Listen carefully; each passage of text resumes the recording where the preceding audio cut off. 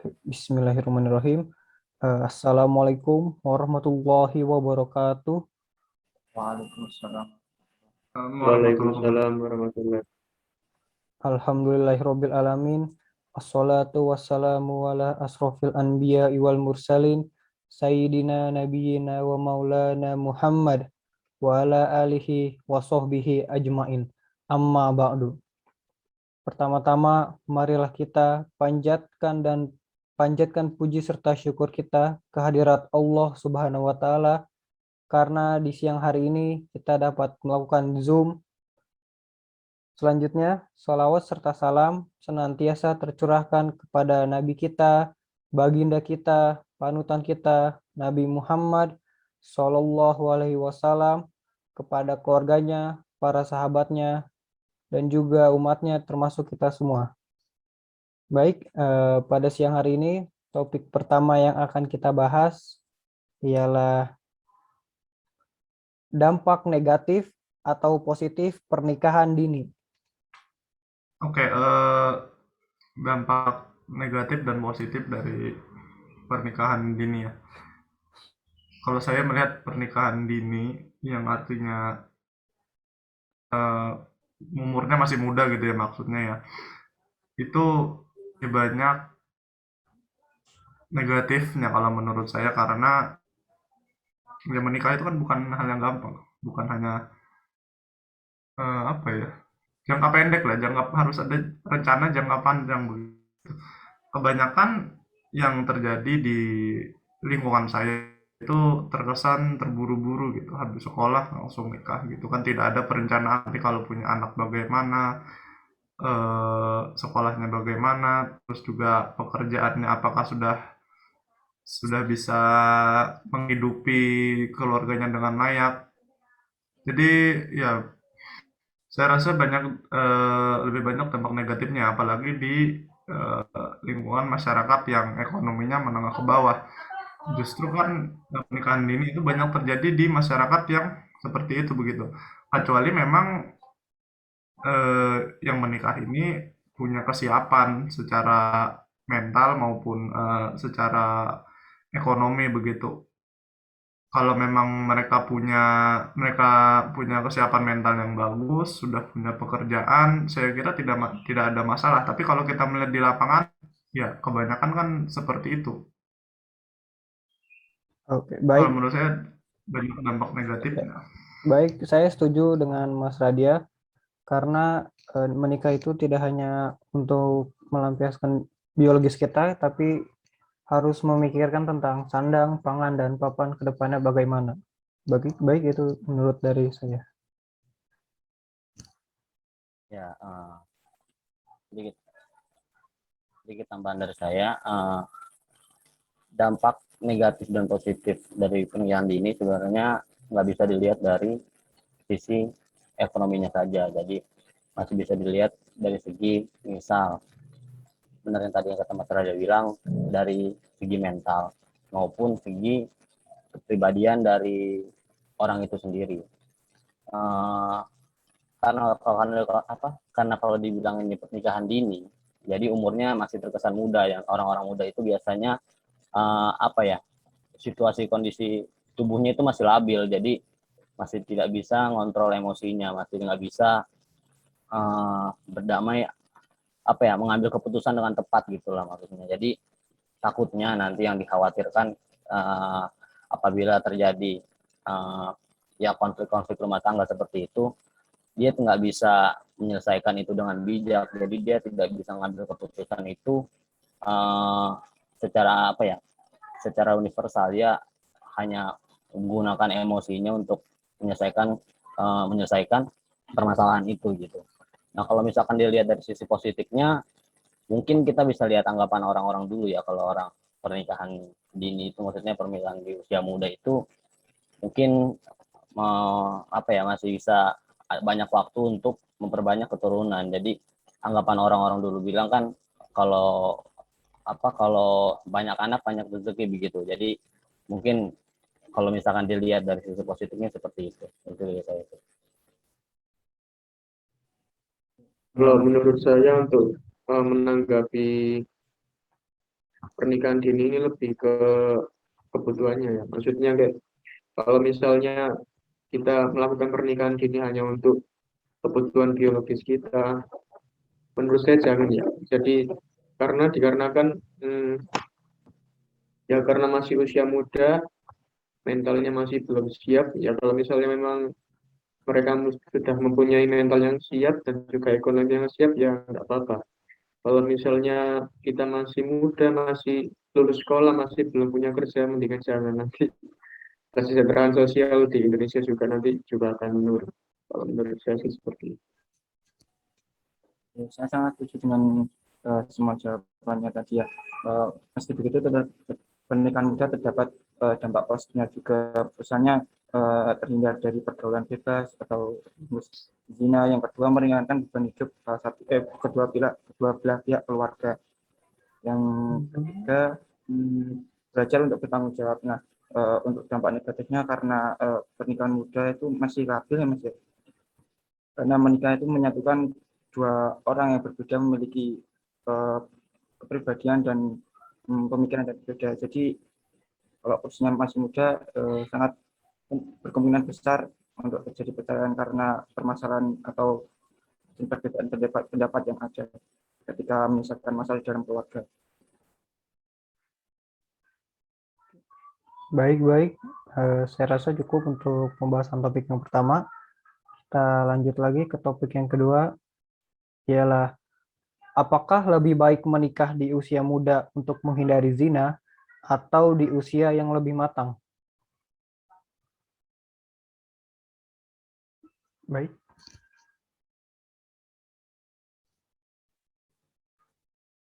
Ya, kalau saya pribadi, apakah lebih baik menikah di usia muda untuk menghindari zina atau menikah di usia yang lebih matang?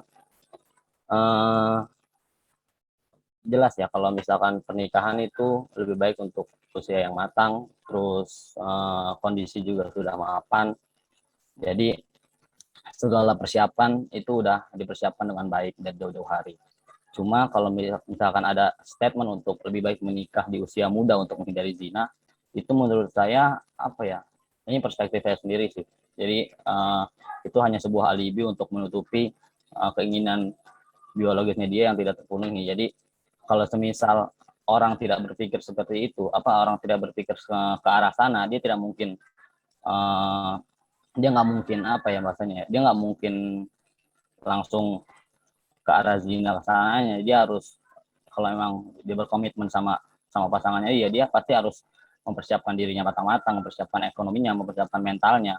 Jadi enggak bahasa kasarnya enggak tiba-tiba ayo deh kita nikah aja untuk menghindari zina, enggak seperti itu. Jadi itu sebuah alibi untuk menutupi alasan dia yang sebenarnya gitu, menurut saya aja gitu. Oh ya, saya setuju juga sih karena menikah muda untuk menghindari zina. Karena tidak ada jaminan juga kalau sudah menikah kita terhindar dari zina kan. Tidak ada jaminan segitu banyak kok yang orang-orang yang sudah menikah tapi tetap dalam tanda kutip berzina itu kan banyak. Jadi tidak ada logikanya tidak nyambung lah, tidak ada jaminan ketika kita menikah muda terus terhindar dari zina, tidak kan. Jadi ya itu menurut saya pendapat orang-orang seperti itu tidak tahu ya, mungkin karena mohon maaf pemikirannya kurang luas.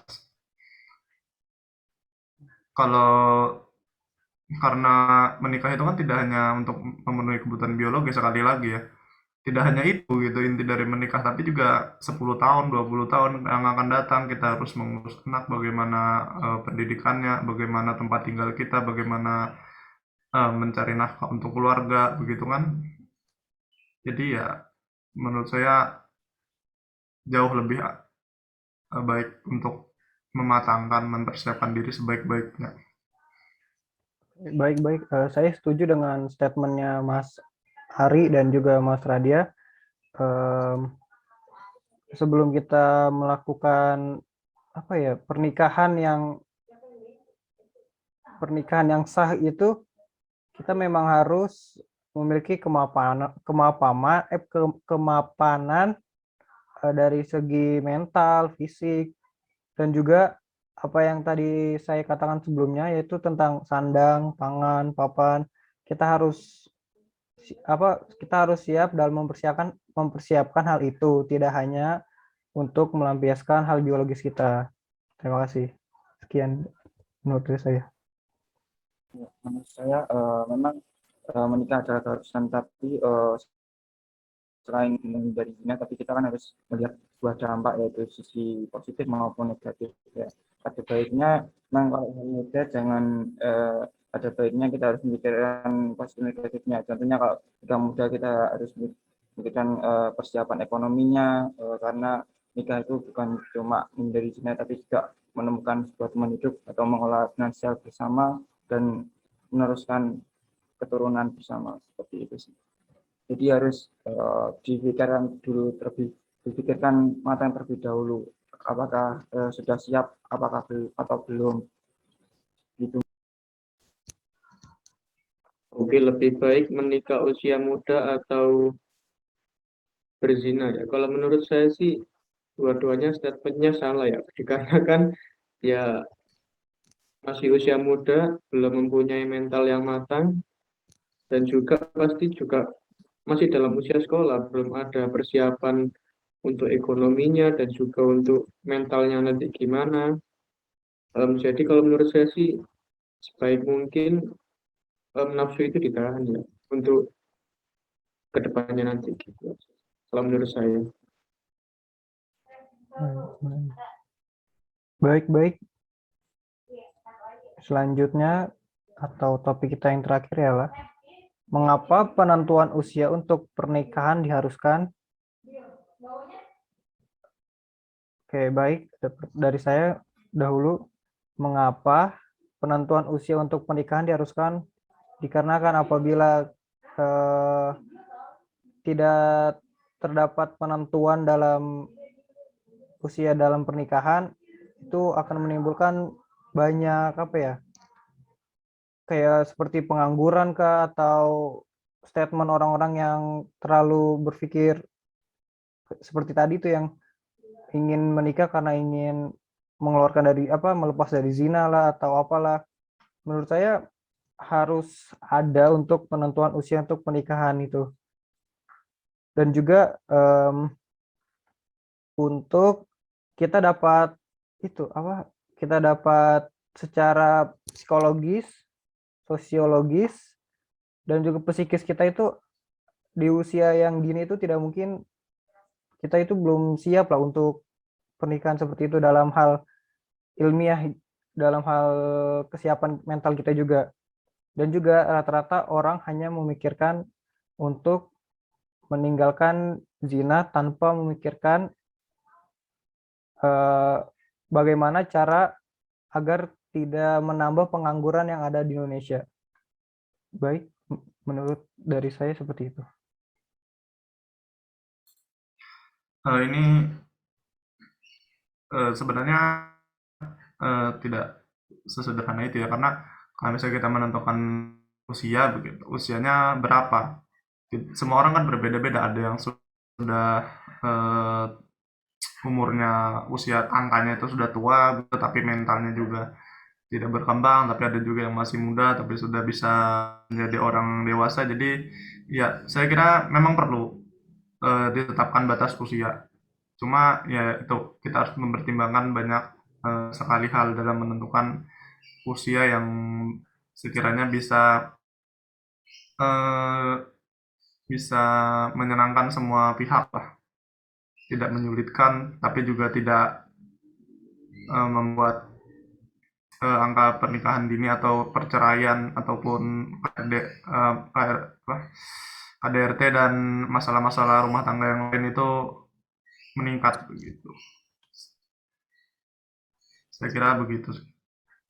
Ya, saya mau menambahkan sedikit aja ya. Kalau mengapa penentuan usia itu harus pernikahan usia pernikahan itu harus diharuskan, karena ya nggak lain dan bukan ya emang harus dilakukan untuk meningkatkan kualitas pernikahan itu sendiri.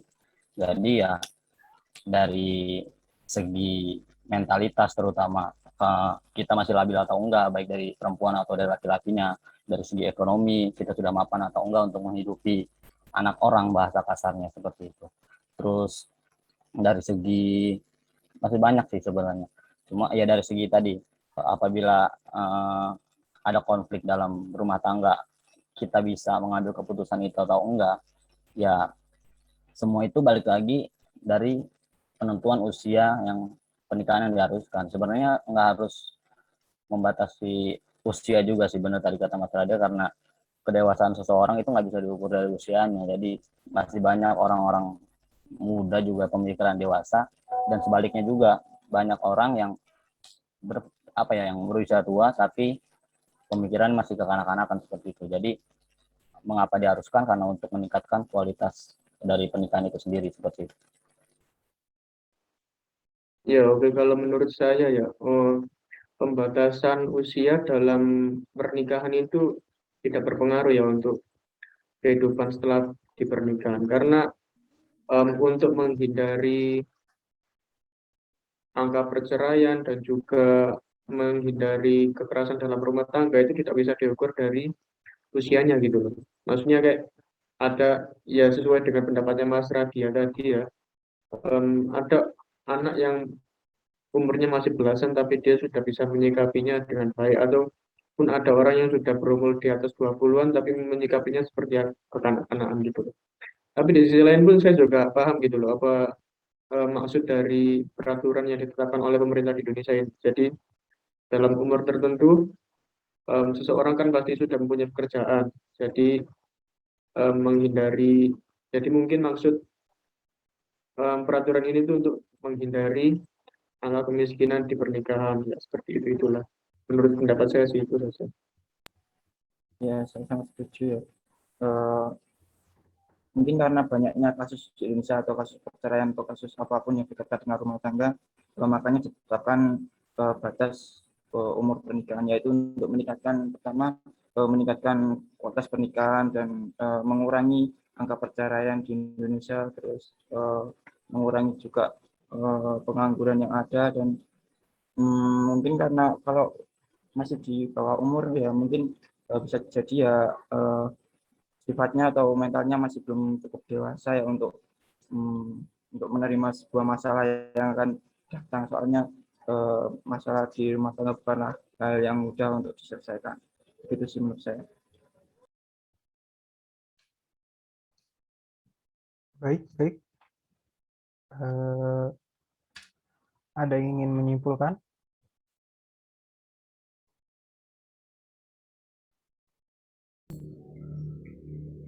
Ya, kalau dilihat dari kita tadi sudah jelas ya, pernikahan dini itu memang pada kasus keadaan tertentu mungkin menjadi pilihan yang baik. Tapi kalau kita ambil rata-rata, pernikahan dini itu bukan sebuah pilihan yang bijak. Karena menikah itu sebenarnya hal yang kompleks ya. Ada banyak sekali yang harus kita berikan komitmen begitu. Ada banyak yang harus kita usahakan dan itu tidak bisa dilakukan oleh semua orang. Oke, baik.